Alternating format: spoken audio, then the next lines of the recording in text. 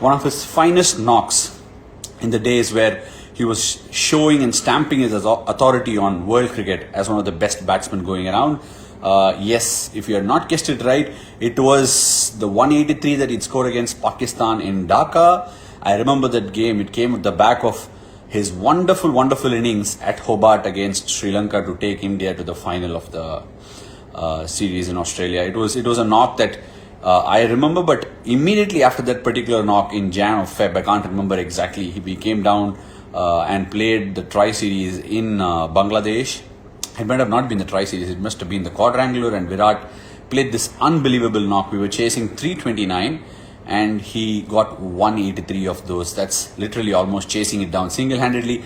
I think Sachin Paji might have made a 50 there, and Rohit also chipped in with a 50, a lovely partnership between the both of them for the third wicket, and early wicket 0 for 1 when Virat joined Sachin Paji in the centre, and it was one of the most memorable knocks. And before we get Virat to join us today, I would like to know if you guys have any questions, and most importantly, if you liked the promos theme music. How many of you are the Game of Thrones fans here? And if you've got any questions, please post it on your comment section and we will be taking them. Yes, it is 183 that Virat got. And in fact, interestingly, all our captains from the past, be it Kapil Dev or be it MS Dhoni or be it Virat Kohli, they've all got that magical score of 183, and we all know that, don't we? So Virat will be talking extensively about that and a few more questions that he'll answer for us. Hi Mayank, you're in attendance, waiting to see how Virat goes about it, like how he goes about it when he goes out to bat. Okay, thank you for the amazing promo music. I'm a big Game of Thrones fan, like I've always mentioned, so it was very fitting that you put him in that bracket, right? And today is the season finale. Hi Mayank. Today is the season finale, and we will be moving on to something more interesting from tomorrow. It is one of oh, here we go. Timing. The skipper is here on time. Okay, he's going to join me, and I'm actually nervous because he's the skipper and have to be really, really watchful of what I ask him. Hi, Virat. What's up, Virat? Nice to see you. Good to see you, man. Long hair and all. I'm liking it. What's up? Hopefully. Nothing much, man. Getting a little bored right now because it's so hard not to play the game for me. You know me, and it's becoming very, very hard now. I know. How's family? Family is good. Family is good. Their kids are good. They usually interrupt, but today I've asked them to be in the terrace, so they'll not come down. Okay, your wife's okay? All good? Yeah, everybody's fine. Parents are okay too. How's Anushka? She's well. She's healthy. Parents are healthy. Family all okay. Everyone's safe. So that's been a positive. But yeah, it's tough for us as well here, man. It's much more difficult for a lot of other people. But yeah, we'll just have to see how it goes, I guess. Right. Thank you first of all for joining me. It's Pleasure, something that I've brought about as just an idea because one, I was getting bored and I wanted to put some positivity out there. And like I told you, it would be great if people know what went on in your head when you made that 183. I have updated them about it. Do you remember how you played at Hobart and followed this up right after that? Yeah, I clearly remember. I think it was that Tri-Series in Australia where we played in Hobart, and I remember when we were warming up, the chat was not all that optimistic. I still remember because our chances were so bleak. And to be honest, even I wasn't in the most competitive zone because it hadn't been a long tour and not a very successful one. So the motivation factor was very low in the group. The energy was low. And we were all saying, okay, one last game, we just need to play well and see how it goes. And bonus point was not even something that we were thinking about, especially looking at that pitch and how Sri Lanka started. You remember that?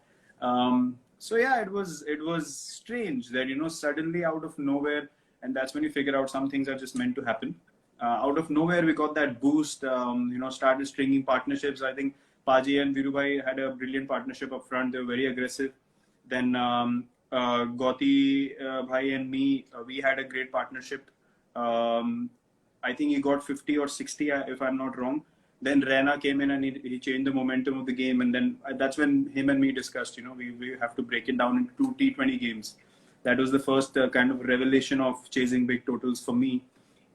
In a country that's not ours, there's conditions that were not ours. Although the pitch was really good, but still, the sense of not being in total control of the conditions that you play in. It was a revelation for me personally. It was something that I discovered about my game. I can have that belief to stay in those moments when things are tough and things are not looking too positive. And I remember that whole season. It was from that Test 100 in Adelaide to continuously stringing in scores, and that was a season, a phase of 6 to 8 months where I really realized a lot about my own game, and came into my own. As far as my skills were concerned, I wasn't the most. I would say I was very competitive, but I wasn't very sure or in control of what I wanted to do before. Because when you come in new, you're still figuring out how to go about it. At the international stage, you want to be feared, you want to be respected. You just don't want to walk in and say, he's one of the youngsters, we'll just knock him over, or if this bowler we can take him on. You want to be that guy who's feared. When you have the ball in hand, I'm sure you want the batsman to think, bloody hell, we got to be at our A game against Ash. We all play for that. That was the phase where I started to realize it, and then it led to that game that you were talking about, and that was quite special. Yes. Right. This particular game against Pakistan, was it the same game where you and Rohit collided in the square leg fence? Yeah, it was. It was very funny, and I remember MS wasn't too happy about it because, anyways, they were. I think they got 320. We were chasing 330, and they were big partnerships early on, and then we sort of messed up. It was supposed to be 1, and we gave away 3 runs. And I remember Irfan running after the ball slowly and throwing it back to MS, and MS was like, "How can these two guys just collide and give 3 away?" That. Do you know who the bowler was? Who else? Yeah, I remember batsman was Umar Akmal, and I don't know the non-striker. Was it Yunus Khan? Might have been Nazir Jamshed. I'm not sure. I'm actually not sure. I'm not sure. Okay. Yeah, but I remember Umar Akmal played it like that. I was at deep mid wicket, and Rohit was deep square leg. And I came in, Rohit was going for the ball, and my right side of my head hit his shoulder. And then Evan came in asking me how many, 1, 2, 3, 4, like that. So no concussion substitutes then. No, not at all. That would have been strange. But I don't think that it was that serious. It was just, in the heat of the moment where you're going for the ball and then you don't, suddenly 5 minutes, you don't realize where you are. Right. Okay. Now getting into that knock itself, it was, I mean, watching it now, it doesn't seem special because we've seen you do what you've done over the years. But then it was like, it made the world take notice and say, wow, who's this guy, right? And what was going through your head? Because it was not an easy attack to face. Umar Gul, Aizaz Cheema, Wahab Riaz, Syed Ajmal. And Syed Ajmal was at his peak then, right? So can you talk us through about what was going in your head? Well, you're right. The bowling attack was quite potent. I think at that time, they were a really, sort of challenging bowling attack to face because of the variation they had. And obviously, there was Afridi, there was Syed Ajmal, there was Umar Gul, there was Aizaz Cheema, and there was Wahab. Wahab was there as well. Then Hafiz used to bowl in between. He got Gothi out in the first over, if I remember. And I walked in at 3. So it was high pressure game. Plus, Bangladesh wickets, it was sort of dry early on. Then the dew settles later. But I think for the first 20-25 overs, it was quite in their favor as far as conditions are concerned. But I clearly remember I was just happy batting next to Paji. That was his last ODI game, as it turned out to be. He scored 50. We got 100 partnerships, so that was a memorable sort of anecdote for me. It will always remain like that. But yeah, as I said, Ash, you don't really. The only intent is to make the team win. And in that process, you start realizing more about your own game. That yes, against any team in the world, any bowling attack, I can go the distance and I can make my team win. That realization, luckily for me, happened while playing those games, and not just thinking about them outside and just hoping that they would happen. They naturally just happened because I was constantly boosting myself up to want situations like that. And I think that game turned out to be a game changer for me. As you rightly said, it was a Sunday, I remember. India, Pakistan, the whole country is watching, and suddenly everyone takes notice of what's going on. So yeah, I fondly remember that game. The chase was tough. Rohit played a brilliant innings. I think he got 60 odd. And in the end, MS and Raina finished. And we finished, I think, 3 overs to spare or something like that, chasing 330, which was quite memorable for me. But yeah, I constantly remember that game fondly. And you spoke about Syed Ajmal, and he was at his peak. And I clearly remember we played a T20 World Cup in Sri Lanka, if you remember, before that. Correct. Yeah. And there was a warm-up game where I decided that I got 75 against them. And then in the main game, I got 60 or 70 again, not out. And we won that game.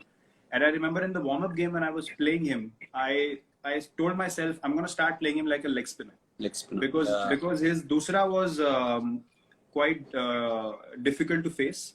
And his off spinner was not that lethal. So I said, I'm going to try and hit him over covers consistently. And it just paid off. And as soon as I negated his dusra, then, you know, the potency of his threat became lesser and lesser. And even in that game, if you remember, I scored most of my runs against him through the offside. And I just kept doing that, kept wanting to hit against the turn as well, whatever, you know, turn he was getting through the pitch. But my only aim was I'm going to make him unsettled with his dusra. He should fear not bowling the dusra to me. Then I'm on top of my game. Right, because I mean, I don't have to ask that question. I would have asked, being the off spinner, I wanted to ask, why did you score all the runs through the offside? Because he had the sweeper up, you kept cutting him, then you hit one, and the ball went off the edge and went over third man. I remember it very clearly. So that was like the pace at which he was bowling, right? And I mean, you answered it perfectly anyway. But Virat, on a lighter note, I've always wanted to ask you and MS at some stage later when we were done, because during the playing days, it's not so reasonable to ask you. You believe in extraterrestrial livings, right? So is there any way that you're connected to the extraterrestrials in some way or the other? I don't know. I'm quite intrigued by extraterrestrial life. That is true. I would not deny that. Look, I believe in energy a lot. I believe that anything is possible. I believe that you know, sometimes on the field, even you would have experienced that, something you're thinking about and it happens exactly like that. You're so convinced about it happening because you're so present in that moment that you just want to make most of that opportunity, and things just pan out that way.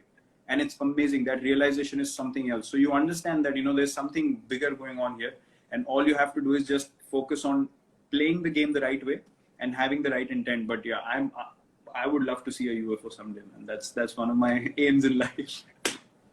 No, but I have this serious doubt that you are in connect, because they used to say the scientist Tesla was in connect with extraterrestrials to create all those inventions. There is a myth, right? So I always have this doubt about you. Let's figure it out later on. Maybe I can spread it around. Okay, cool. There is a reason why I asked that question, Virat, because you were the under-19 Indian captain, right? Where you triumphed in Kuala Lumpur, if I'm not wrong. So from there on, there is a certain set of them. I mean, at least about 50% of the team went on to play for India. Not sure about the longevity, but it constantly happens, right? A lot of people make the cut and a lot of them don't. And you have gone on to not just make the cut from captain under-19 India to become captain of the Indian team. So how has this transition happened? Is there something that was process-driven, or has it just happened? Well, look, I was someone who always liked taking responsibility. Then under-19 happened, and you know, not many people know that I became captain of the under-19 team one tour before the World Cup. I wasn't the captain before that. Okay. We went to South Africa. That's when I became captain, and then I was given captaincy in the under-19 World Cup as well, which we won. So that was the beginning of it. But I used to captain my club team. I used to captain state teams also, and I used to like the responsibility. Then I captained Ranji as well after that in a season with all the seniors around. So I was never overawed by you know, captaincy or taking the team together. I think some things are destined to be. You're right. I mean, there are many cases that I can remember, many brilliant players, many talented players who did not make the cut, and that's an unfortunate part of our sport. We all know that. Someone you might have played with, which you thought, you know, this guy surely is going to go to the next level, they don't. So I think that's an unfortunate part of our sport. So it made me realize that if I'm getting the opportunity, I looked at it this way: if I'm getting the opportunity, I need to work as hard as I can. Because not many people get this chance. So yeah, a lot of the players from that lot played the IPL. Played Jaddu is from that lot. Manish is from that lot. Saurabh Tiwari played for India. He's from that lot. So a lot of players played for Siddharth Kaul played from that lot. A lot of people who did well. So yeah, I think I was always inclined to taking responsibility. Becoming captain of India was not even in my wildest dreams, to be honest. We all started playing at a similar time. I mean, I made my test debut before you. You made it just after in the next series, if I'm not wrong. Correct. And after that, I think it was all about just wanting to play, wanting to be in the 11 regularly, wanting to, put my foot down and say, okay, I didn't play all the games, but I wanted to be discussed that, whether this guy is good enough to play or not. I think that is a transition slowly that happens. Then with your intrigue in the game, you start talking to the captain regularly. I was always in MS's ears, standing next to him. Ye kar sakte, wo kar sakte. What do you think? He would deny a lot of things, but he would discuss a lot of things as well. So I think he got a lot of confidence that I can do this after him. I think it was a large portion of me becoming captain was also to do with him observing me for a long period of time. It just can't happen like, he goes and then selectors say, okay, you become captain. Obviously, the guy who's there, he takes responsibility and says, okay, I think this is the next guy. And I will tell you how he's going. And then slowly that transition is formed, which I think he played a big role in that. And that trust you have to build over 6-7 years. It just doesn't happen overnight. And I think it's a process. Right. Interesting that you said that, because I asked this question with a lead up. You said about not imagining being captain of under-19 and then becoming captain of the Indian team. That is just a part of it, as I see it. It's the excellence of the cricketer, right? Which is what intrigues me so much. How you said it happened. I was intrigued by a lot of things. I asked questions. I wanted to learn, and that's how I became who I am rather. You're in a very settled form of part of your career. So how do you see such cricketers who are very good at under-19 level and not be able to make the transition for excellence versus someone like you who's managed to do it successfully? I think as there might be a few factors that play a role. One is self-belief. That for me is the biggest factor. I came into IPL as well and I felt like, man, how am I going to play against these international bowlers? You feel like you're not good enough and you just let go. I think that moment of when you're letting go, at that moment you need to find something that makes you say, no, I'm good enough and I'm going to try, because someone who made a big name was one day a nobody. So, they had to start somewhere. The people that we see play as legends or as greats of the game, they didn't become greats overnight. They didn't come from their, academies or state teams and say, I'm this great player and, I'm just going to start scoring at an average of 55 in test cricket. It doesn't happen like that. So that belief is something that you don't let go of. I think all the people that haven't let go of that belief and had that intrigue and the will to just, hone their skills and keep improving are the ones who went ahead. And that for me is a natural sort of separation that happens. And I'm sure everyone who's gone on and played for the country are the ones who wanted to constantly learn and be fearless. If you fear the environment that you're going in, then the sport only responds to fearlessness and wanting to learn and just being clear-headed in what you want to do. And I'm sure you went through the same journey, coming up the ranks. You would have been fearless to, bowl at anyone in front of you. If you were overawed by people, then people will obviously move forward. There's so much competition constantly in our country, especially playing cricket, that you can't afford to stay behind. You want to do things which are different. And for that, you need to be fearless and think out of the box. How can I do something which is not being done? If someone's picking 5-wicket hauls, how can I pick 8 in an innings regularly and be counted as, yeah, this guy is at a different level to where he's playing? I think that was my plan, at least. I wanted to perform more than anyone else was doing and doing things which were not done at that time. And slowly you build that sort of ladder for yourself. Right. Now in your household right now, there are 2 excellent people, right? You are excellent in your field and Anushka is excellent in her field. So when you have 2 such excellent people in the same, household, how do you like cross verify this excellence? Is there a mode that you actually have where you discuss what do you do, how do I go about it? Do you discuss that? I think the best thing is that when you have a life partner who's also working at a level of excellence, as you mentioned, in her own field, she can totally understand my mindset and I understand her mindset. And it becomes so easy to have conversations about what you're going through, what is it that is making you feel good or bad, or what happened during the day that, sort of mentally put you down or mentally boosted your confidence. Small conversations like that. I think when 2 people are on the same wavelength, those conversations are very, very easy. And as you rightly pointed out, Anushka is brilliant at what she does. At her craft, she's outstanding. And for us, having conversations at that level is that much easier because she understands exactly what I'm saying. Without even me talking, with my body language, she can understand what I'm going through on the field. So that is the level of connect that happens when two people are at the same wavelength. And yeah, it's an amazing thing to experience.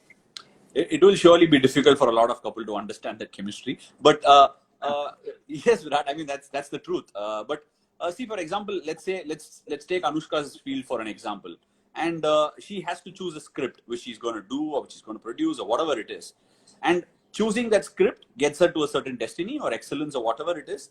Likewise, if you compare a cricketer, you've spoken about so much of your fitness regimen that's taken you where it's taken you today. How do you know, as a cricketer or anybody in life, forget about just being a cricketer, that when you are embarking on a certain route, that this is the route, I will persevere with this? Is there a trick where you make that decision? Look, I would give you an example of Anushka first. Her making choices of what she wants to do as a project, as a film, as an actor, or as a producer comes from the right place. She's a person who always does the right thing, and she follows her gut, she follows her instinct, and she follows it to the T. She's absolutely fearless. So when she does that, she believes in that project, and I think that is key. That is something that I have also learned looking at her.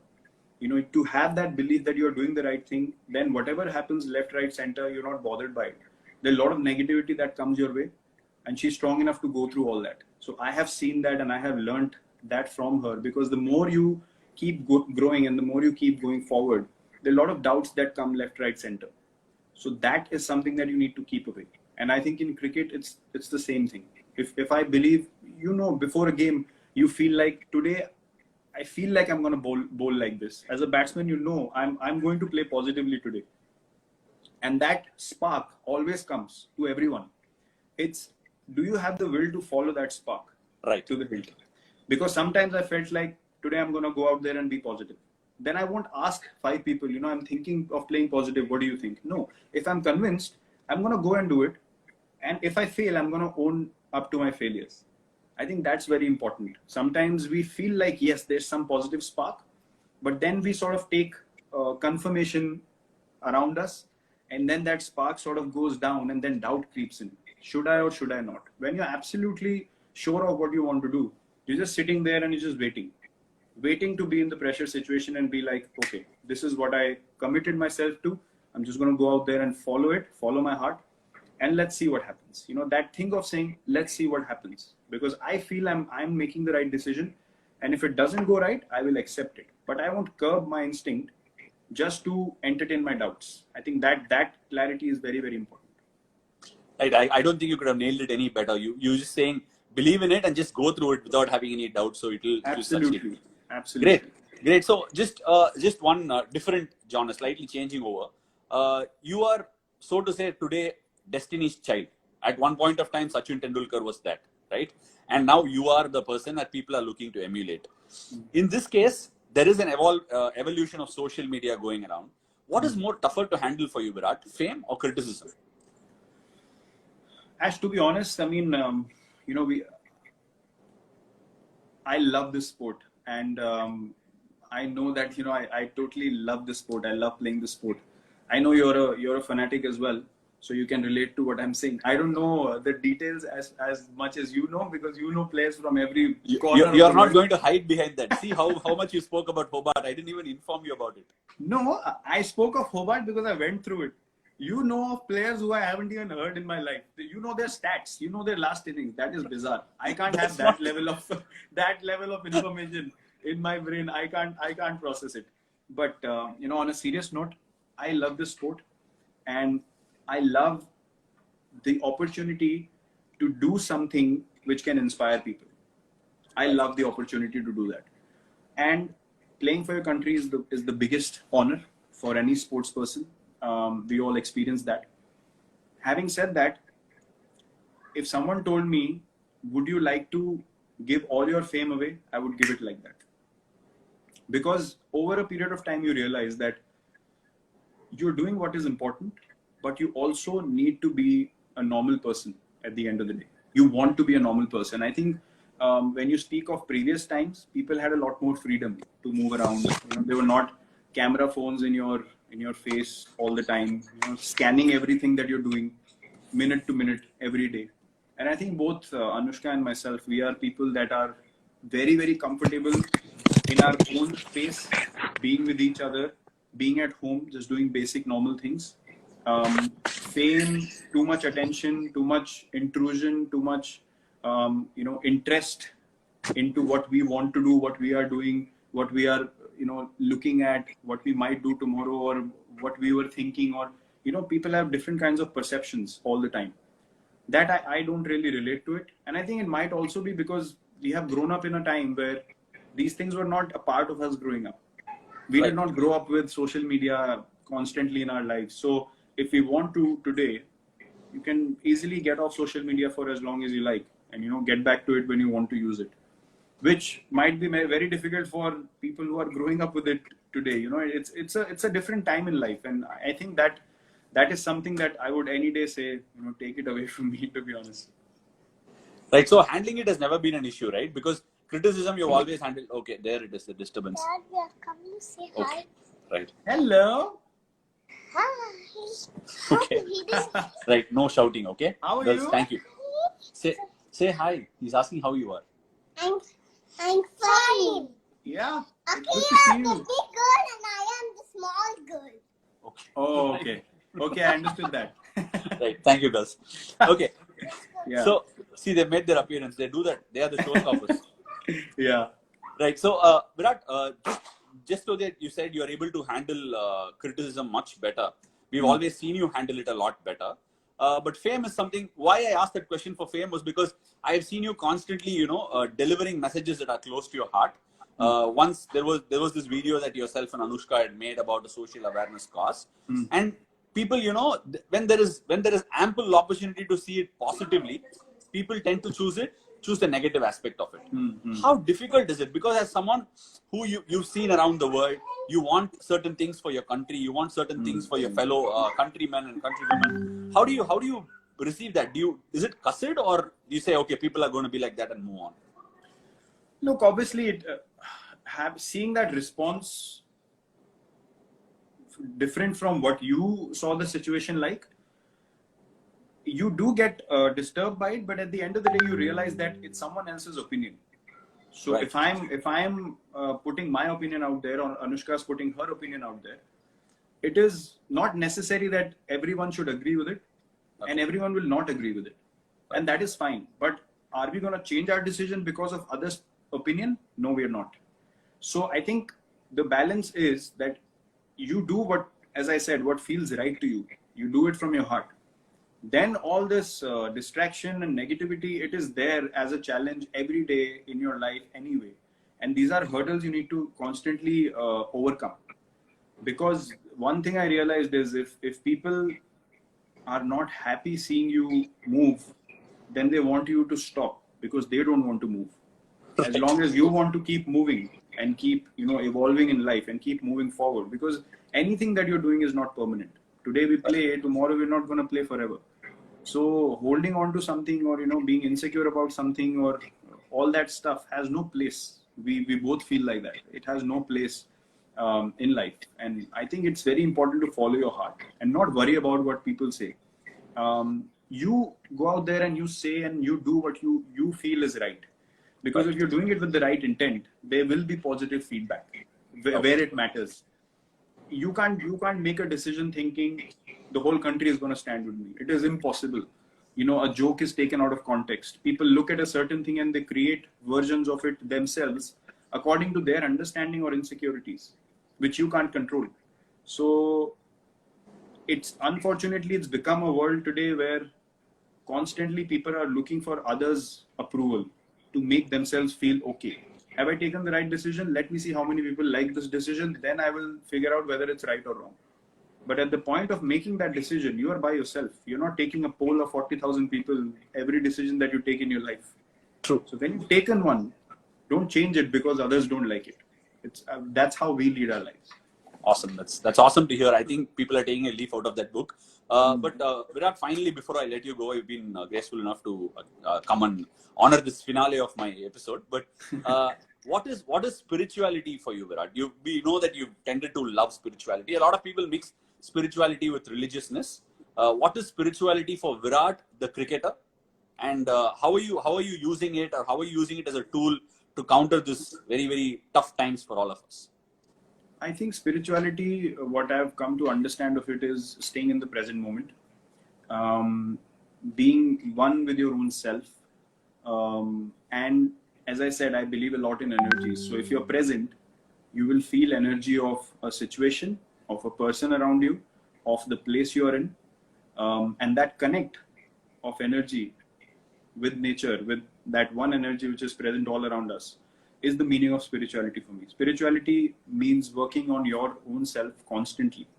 That is something that both me and Anushka, we constantly discuss that. And it is all about working on yourself. And that is something that, it's very difficult to do.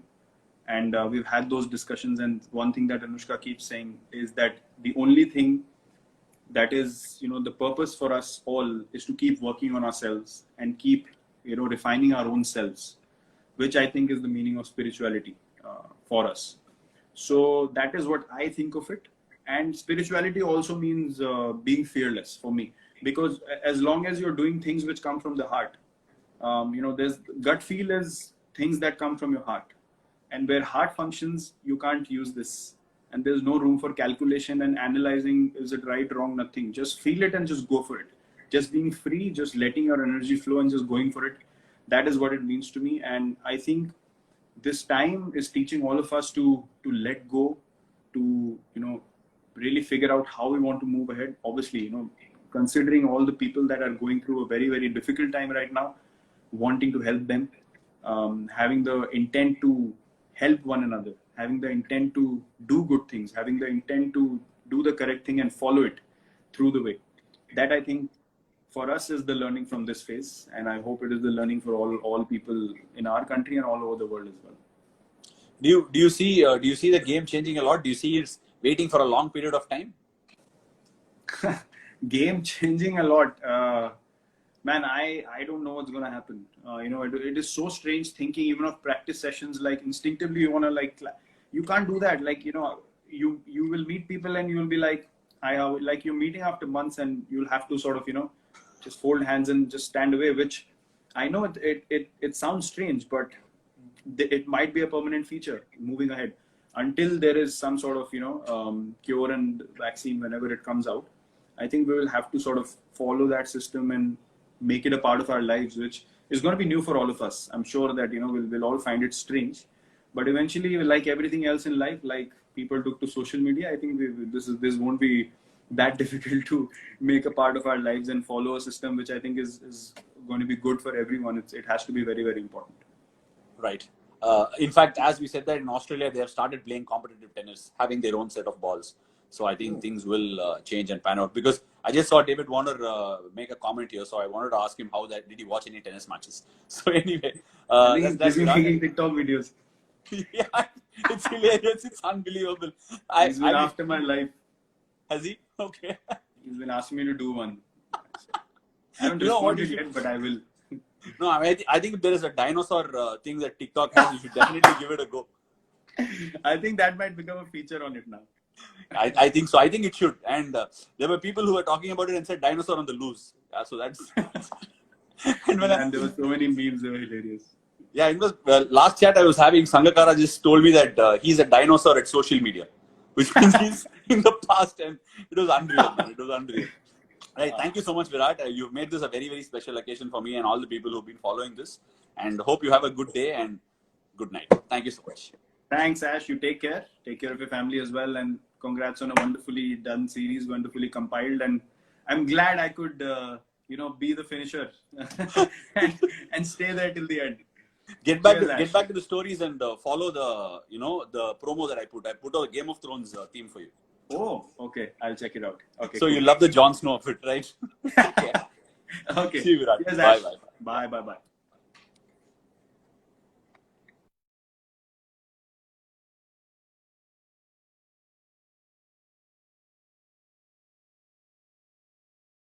Hello. Hi, Suresh. Finally, you got there. I had about 195 requests wanting to join us on this No, I've sent you Instagram live. 7 requests. I don't know why. Maybe some of the fans must be saying, watching. They want to go live with you. No, they are very very keen to listen to what you're saying. In fact, you'd be so surprised if I told you what they are telling. So many of those fans from CSK, especially from Tamil Nadu, have completely gone crazy. They don't even call you by the name Suresh. They call you by names like Chellam. Chillam. Chellam in Tamil means what? Mera pyara types. So Achha, I that thought way. So we there is call so it much love here. Jhelum in Srinagar. There is a lake, na? Jhelum. Yes, that's There are a right. lot of movies That's over there. Jhelum. This is Chellam. Chillam. Small change. This is CH. So like Chennai,